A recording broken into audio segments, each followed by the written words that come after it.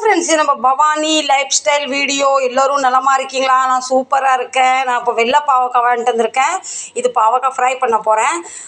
பச்சை பாவக்காய் வந்து கசப்பு கொடுத்துட்டு இருக்கும் பார்த்தீங்களா? இது வந்து இப்போ பாவக்காய் ஃப்ரை. இப்போ இதை லேசாக நான் கழுவி கட் பண்ணி வச்சுட்டேன். சாப்பாடுக்கு அரிசியும் கழுவி வச்சாச்சு. பாவக்காய் ஃப்ரைக்கு கொஞ்சோண்டு தண்ணியில் கொஞ்சம் உப்பு போட்டு வேக வச்சிடணும். ஒரு கொதி வந்து நிறக்கிடணும். ஃப்ரெண்ட்ஸ் பாருங்கள், இப்படி நீல வாக்கில் கட் பண்ணியிருக்காங்க. ஃப்ரை பண்ணுறதுக்கு நல்லா சூப்பராக இருக்கும். ஒரு 1/4 ஸ்பூனு மஞ்சள். ஃப்ரெண்ட்ஸ் பாருங்கள், பாவக்காய் ஒரு கொதியில் வடிச்சிட்டேன். இது லேசாக ஆறட்டும். இந்த மசாலா போடலாம். சுட சுட சாதமும் வடித்தாச்சு. கரம் மசாலா ஒரு வேக கொஞ்சம் குறைய உப்பு போட்டால் நல்லா. இதுக்கு வந்து குறைய உப்பு போதும். தனி மிளகாத்தூள், காஷ்மீரி சில்லி பவுடர், அரிசி மாவு, கார்ன்ஃப்ளவர் போட்டால் தான் அந்த முறுமுறுப்பு தன்மை வரும். 2 ஸ்பூன் போடலாம். நான் இப்போ 2 ஸ்பூன் போட்டிருக்கேன். கடலை மாவு போடணும். ஆனால் நான் நேற்று பஜ்ஜி சுடுறதுக்காக கொஞ்சம் கடலை மாவு கரைச்சேன் பார்த்தீங்களா? அதை இதில் போட்டுடலாம். இது பின்ன வேஸ்ட்டாகவும் போக பார்த்தீங்களா? அப்போ பஜ்ஜி சுடலைன்னா அது பம்பாயிரும். இனி இதப்போ மிக்ஸ் பண்ணலாம். இது மசாலாலாம் போட்டாச்சு. இது அப்படியே நம்ம 1/2 மணி நேரம் ரெஸ்ட் பண்ண விடலாம். சரிங்களா?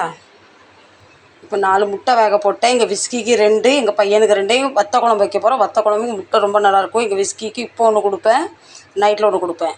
எப்படி தூங்கிட்டு இருக்கா பாருங்கள். அவளுக்கு நான் நேற்று முட்டை கொடுக்கல, இன்றைக்கி காலையில் முட்டை கொடுக்கல. அதனால் இன்றைக்கி 2 முட்டை. நாங்கள் நம்ம பாவக்காய் ஃப்ரை பண்ண போட்டுடலாம். ஒன்று ஒன்றா மீன் மாதிரி எடுத்து போடணும். மொத்தமாக அள்ளி போட்டால் சரியாகாது. இப்போ பாருங்கள், ஒன்று ஒன்றா விரித்து மீனை விரச்சி போடுற மாதிரி போட்டாச்சு. கேஸை கொஞ்சம் ஸ்லோ பண்ணிடுவோம். ஃப்ரெண்ட்ஸ், இப்போ வத்த குழம்பு பண்ணுறதுக்கு பூண்டு நிறைய எடுத்திருக்கேன், சுண்டைக்காய் எடுத்திருக்கேன், மணத்தக்காளி, வெங்காயம்.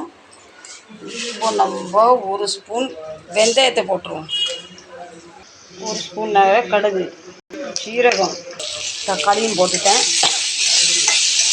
தொண்டை போய் இப்போ அரைக்கிறதுக்கு வந்து புளி, ஒரு பெரிய வெங்காயத்தை புளியும் இந்த வெங்காயமும் அரைக்கணும். 1 ஸ்பூன் மிளகாத்தூள், கொஞ்சம் கலருக்காக காஷ்மீர் சில்லி பவுடர், மஞ்சத்தூள், தனியா பவுடர், 1 ஸ்பூன் சாம்பார் மசாலா. சாம்பார் மசாலா எதுக்கு போடுறேன்னா குழம்பு நல்லா கொஞ்சம் மணமாக இருக்கும், நல்லா குழு குழுன்னு வரும். இப்போது உப்பு. இப்போ அரைச்சி வச்சுருக்க மசாலாவை போட்டுடலாம். இப்போ 10 நிமிஷம் மூடி வச்சிடலாம்.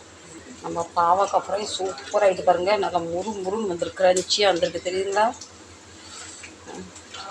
இது ஒரு பேட்ச் மட்டும்தான் வறுக்கணும். ஃப்ரெண்ட்ஸ் சவுண்டு பாருங்கள், எப்படி சூப்பராக இருக்குது. வச்சு சாப்பிட்லாம் டிஃபன் அடைச்சி.